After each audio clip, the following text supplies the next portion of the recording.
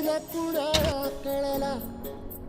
तळमळलीस तू कारपुनी हिरवा पदर तुझा जळला